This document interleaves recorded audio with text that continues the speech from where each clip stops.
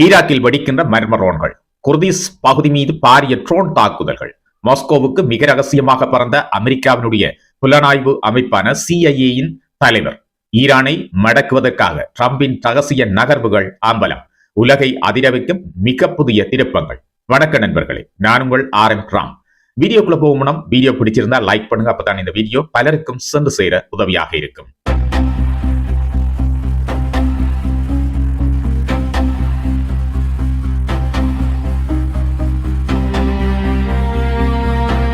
மத்திய கிழக்கில் ஏற்கனவே நிலவி வரும் பதட்டம் இப்போது மேலும் ஆபத்தான கட்டத்தை எட்டியிருக்கிறது.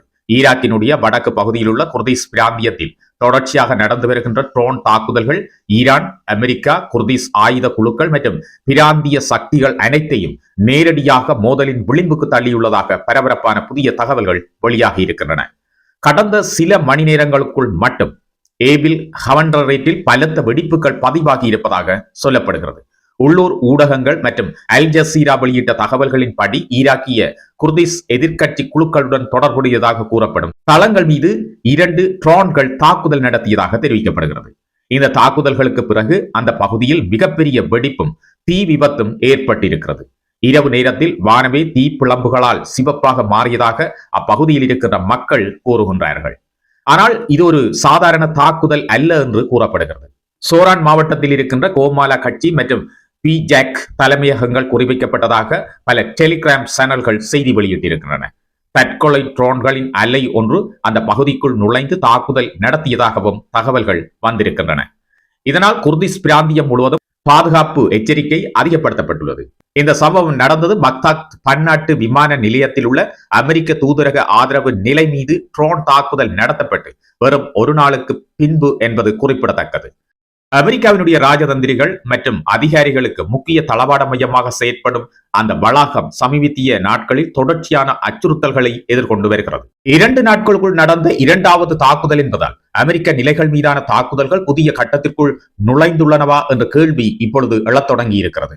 இதற்கிடையில் மிகவும் அதிர்ச்சிகரமான குற்றச்சாட்டு ஒன்றை குர்திஸ் பிராந்திய அரசு முன்வைத்திருக்கிறது. ஏபிலில் உள்ள KRG பிரதமரின் அலுவலகத்தை 2 ட்ரோன்கள் தாக்கியதாகவும் அந்த ட்ரோன்கள் ஈரானிய ராணுவத்துடன் தொடர்புடையவை என்றும் அவர்கள் குற்றம் சாட்டியிருக்கிறார்கள். இந்த குற்றச்சாட்டுகள் உறுதிப்படுத்தப்படவில்லை என்றாலும் ஏற்கனவே பல மாதங்களாக குர்திஸ் பகுதிகளில் ஈரானிய ஏவுகணைகள் மற்றும் ட்ரோன்கள் தாக்குதல்களை நடத்தி வருவதாக KRG கூறி வருகின்றது.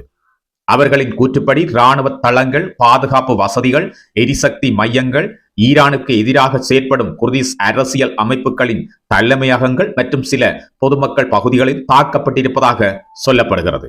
குறிப்பாக பிஜாக் போன்ற அமைப்புகள் ஈரானுக்கு எதிரான நடவடிக்கைகளில் ஈடுபடுகின்றன என்ற குற்றச்சாட்டின் அடிப்படையில் ஈரான் தனது தாக்குதல்களை அதிகரித்துள்ளதாக கூறப்படுகிறது. இப்போது நிலைமை இன்னும் மிக சிக்கலாகி இருக்கிறது. ஹிஸ்புல்லாவுடன் தொடர்புடைய அல் மயாடின் வெளியிட்ட தகவல்களின்படி ஈரானிய பாதுகாப்பு படைகள் வடக்கு ஈராக் பகுதிக்குள் தரைவழி நடவடிக்கைகளையும் ஆரம்பித்துள்ளதாக கூறப்படுகிறது. குறிப்பாக சுலைமானியா மற்றும் ஏபில் பகுதிகளில் செயற்படும் ஈரானிய குர்திஸ் ஆயுத குழுக்களின் உளவுத்துறை தலைவர்களை குறிவைத்து இந்த நடவடிக்கைகள் மேற்கொள்ளப்பட்டுள்ளதாக தகவல்கள் தெரிவிக்கின்றன. மேலும் ஆச்சரியப்பட வைக்கும் விஷயம் என்னவெனில் ஈரான், துருக்கி மற்றும் ஈராக் ஆகிய நாடுகளுக்கு இடையே புதிய உளவுத்துறை ஒத்துழைப்பு உருவாகியுள்ளதாக கூறப்படுகிறது. துருக்கிய மற்றும் ஈரானிய உளவுத்துறை அமைப்புகள் இணைந்து குர்திஸ் ஆயுத குழுக்களின் இருப்பிடங்கள் மற்றும் நகர்வுகளை கண்காணித்து வருவதாக அறிக்கைகள் தெரிவிக்கின்றன. இதனுடன் தொடர்புடைய மற்றொரு தகவலும் வெளியாகி இருக்கிறது. PKK போராளிகள் மற்றும் ஈரானிய குர்திஸ் ஆயுத குழுக்கள் ஈரான் மற்றும் ஈராக் எல்லை பகுதிகளில் அகழிகள் மற்றும் நிலத்தடி சுரங்கங்களை அமைத்து வருவதாக கூறப்படுகிறது. கனரக பொறியியல் வாகனங்களை கொண்டு மலைப்பகுதிகளில் புதிய பாதுகாப்பு கட்டமைப்புகள் உருவாக்கப்படுவதாக அல் மயாடின் தெரிவித்திருக்கிறது. காண்டில் மலைப்பகுதி, உசாஸ் மலைகள் மற்றும் பிராடாஸ்ட் பகுதிகளில் இந்த நடவடிக்கைகள் மேற்கொள்ளப்படுவதாகவும் எதிர்கால பெரிய மோதலுக்கான முன்னேற்பாடுகள் போல இது தோன்றுவதாகவும் பாதுகாப்பு ஆய்வாளர்கள் எச்சரிக்கை விடுத்திருக்கின்றார்கள். இதேவேளை ஈரானுக்குள் ஊடுருவ முயன்றதாக கூறப்படும் பிஜாக் அமைப்புடன் தொடர்புடைய குழு ஒன்றை ஈரானிய பாதுகாப்பு படைகள் முறியடித்ததாகவும் தகவல்கள் வெளிவந்திருக்கின்றது. எல்லை பகுதியில் நடந்த மோதலில் 4 ஆயுததாரிகள் கொல்லப்பட்டதாக ஈரான் அறிவித்திருக்கிறது. இந்த சம்பவம் ஈரான் தனது எல்லை பாதுகாப்பை மேலும் கடுமையாகி இருப்பதை காட்டுகிறது. ஆனால் இந்த கதையின் 2வது பகுதி இன்னும் அதிர்ச்சிகரமானது. ஈரானுடனான மோதல் ஒரு முட்டுக்கட்டையை எட்டியுள்ளதாக கூறப்படும் இந்த நிலையில் அமெரிக்காவினுடைய புலனாய்வு அமைப்பான CIA-யின் இயக்குனர் ஜான் ராட்க்ளிஃப் ரகசியமாக மாஸ்கோவுக்கு பயணம் செய்ததாக செய்திகள் வெளியாகி இருக்கின்றன. அமெரிக்க விமானப்படையினுடைய C-17 குளோப்மாஸ்டர் 3 விமானத்தில் அவர் ரஷ்ய தலைநகரை அடைந்ததாக பல அறிக்கைகள் கூறுகின்றன. இந்த பயணத்தின் அதிகாரப்பூர்வ நோக்கம் இன்னும் வெளிப்படையாக வெளியிடப்படவில்லை. ஆனால் பலர் அரசியல் ஆய்வாளர்கள் இந்த பயணத்தின் மையத்தில் ஈரான் இருப்பதாக கருதுகின்றனர். ஏனெனில் தற்போது ரஷ்யா ஈரானின் மிக முக்கியமான இராணுவ மற்றும் பொருளாதார கூட்டாளியாக மாறி வந்திருக்கிறது. ட்ரோன்கள், ஏவுகணை தொழில்நுட்பம், செயற்கைக்கோள் கண்காணிப்பு மற்றும் பாதுகாப்பு தகவல் பரிமாற்றம் உள்ளிட்ட பல துறைகளில் இரு நாடுகளும் நெருக்கமாக இணைந்து செயற்பட்டு வருகின்றன என்பது குறிப்பிடப்படுகிறது. சில மேற்கு நாட்டு அதிகாரிகள் அமெரிக்க இராணுவ நிலைகள் பற்றிய உளவு தகவல்களை ரஷ்யா ஈரானுக்கு மிக ரகசியமாக வழங்கி வருவதாகவும் சந்தேகம் வெளியிட்டிருக்கின்றார்கள். இந்த சம்பவங்களின் பின்னணியில் ராட்க்ளிஃப் பயணம் பெரும் கவனத்தை ஈர்த்திருக்கிறது.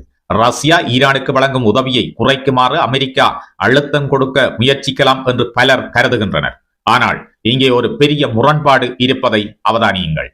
அமெரிக்காவினுடைய ஊடகங்கள் ரகசிய பேச்சுவார்த்தைகள் நடந்ததாக கூறும் நிலையில் ரஷ்யா எந்த சந்திப்பும் நடைபெறவில்லை என்று முற்றுமுழுதாக மறுத்திருக்கிறது. கிரெம்ளின் தரப்பில் இருந்து வெளியான பதில் மிகவும் எளிமையானது. எந்த கூட்டம் என்பதுதான் அவர்களுடைய கேள்வி. அதே சமயம் ராட்க்ளிஃப் ரஷ்யாவில் இருந்த காலத்தில் உக்ரைன், மாஸ்கோ மற்றும் செயின்ட் பீட்டர்ஸ்பர்க் மீது தாக்குதல் நடத்த வேண்டாம் என்று வாஷிங்டன் தனிப்பட்ட முறையில் கேட்டுக்கொண்டதாக தகவல்கள் வந்திருக்கின்றன. இது உண்மையெனில் பின்னணியில் மிகவும் ரகசியமான முக்கியமான பேச்சுவார்த்தைகள் நடந்திருக்கலாம் என பலரும் கருதுகின்றார்கள். மேலும் ராட்க்ளிஃபின் விமானம் மாஸ்கோவிலிருந்து லாத்வியாவின் ரிகா நகருக்கு புறப்பட்டதாகவும் கண்காணிப்பு தகவல்கள் கூறுகின்றன. இதனால் அவரது பயணம் குறித்த மர்மம் இன்னும் அதிகரிக்கிறது. இதற்கிடையில் ரஷ்ய ஜனாதிபதி விளாடிமிர் புதின் முக்கியமான பாதுகாப்பு ஆலோசனை கூட்டம் ஒன்றை நடத்தினார் என்ற சமூக ஊடக தகவல்களும் வெளியாகி வருகின்றன. ஆனால் அதிகாரப்பூர்வ பதிவுகளில் அது ஒரு சாதாரண நிர்வாக சந்திப்பாக மட்டுமே குறிப்பிடப்பட்டிருக்கிறது. எனவே வடக்கு ஈராக்கில் ட்ரோன் தாக்குதல்கள், குர்திஸ் பிராந்தியத்தில் அதிகரிக்கும் இராணுவ நடவடிக்கைகள் மற்றும் ஈரான், துருக்கி, ஈராக் ஒத்துழைப்பு, அமெரிக்காவினுடைய புதிய அழுத்தம் மற்றும் CIA-யின் இயக்குனரின் மர்மமான மாஸ்கோ பயணம் ஆகிய அனைத்தும் ஒன்றோடொன்று இணைந்திருக்கக்கூடிய மிகப்பெரிய புவிசார் அரசியல் புதிராக மாறியிருக்கின்றன. ஒருபுறம் ஈரான் தனது எல்லைகளையும் கூட்டாளிகளையும் பாதுகாக்க முயல்கிறது. மறுபுறம் அமெரிக்கா ஈரானை தனிமைப்படுத்த முயற்சித்து வருகிறது. நடுவில் குர்திஸ் பிராந்தியம் ஒரு புதிய போர்க்களமாக மாறும் அபாயமும் அதிகரித்து வருகிறது. அடுத்த சில நாட்களில் வடக்கு ஈராக் மத்திய கிழக்கினுடைய மிக ஆபத்தான மையப்புள்ளியாக மாறப்போகின்றதா? ரஷ்யா உண்மையில் ஈரானுக்கு பின்னால் நிற்கின்றதா? CIA-யினுடைய இயக்குனரின் ரகசிய பயணத்தின் உண்மையான நோக்கம் என்ன? இந்த கேள்விகளுக்கான பதில்களே உலக அரசியலின் அடுத்த அத்தியாயத்தை தீர்மானிக்கக்கூடும். இது இன்றைய உலக விவர செய்தி தொகுப்பு. மேலும் பரபரப்பான உலக செய்திகள் மற்றும் உடனடி தகவல்களுக்கு உலக விவர சேனலை சப்ஸ்கிரைப் பண்ணி அந்த பெல் ஐக்கனை கிளிக் பண்ணி எங்களோடு தொடர்ச்சியாக இணைந்திருங்கள். காணொலி பிடிச்சிருந்தா லைக் பண்ணுங்க. அப்பதான் இந்த காணொலி பலருக்கும் சென்று சேர உதவியாக இருக்கும். உங்களுடைய கருத்துக்களை பதிவிடுவதோடு நண்பர்களோடு காணொலியை ஷேர் பண்ணிக்கொள்ளுங்க. மீண்டும் நாளை மாலை இதே நேரம் ஒரு புதிய முக்கியமான இராணுவ ரகசிய உலக விவர செய்தி தொகுப்போடு உங்கள் அனைவரையும் சந்திக்கின்றேன். நான் உங்கள் RM ராம். வணக்கம்.